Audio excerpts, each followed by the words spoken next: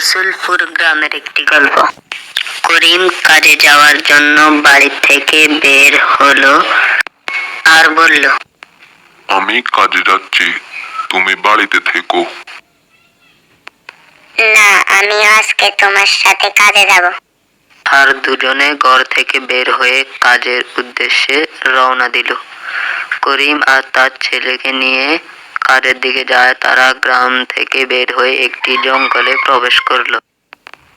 আমি দেখি কোনো পশু পাখি জঙ্গলে পাই কিনা, তুমি এখানে দাঁড়াও, পেলে শিকার করব। ওই তো পেয়ে গেলাম একটি পশু, ওইটাকে বাড়িতে গিয়ে আমরা জবাই করে মাংস খাবো। সে যেই না পশুটাকে কোপ দেবে, তার সামনে হঠাৎ একটি ডাইনি এসে বলল, এই কে রে তুই? আমার জঙ্গলে আমার পশুকে জবাই করবি? এই কথা বলে ডাইনিটি একটি ছুরি দিয়ে তার গলায় ফোঁস দিয়ে তাকে মাটিতে শুয়ে দিল। অন্যদিকে তার ছেলে তাকে খুঁজছিল। গিয়ে দেখে একটি ডাইনি তার বাবাকে মেরে ফেললো। এই ডাইনি তাকে মারতে গেল এবং ডাইনিটাও তাকে ছুরি দিয়ে কোপ দিয়ে মেরে ফেললো।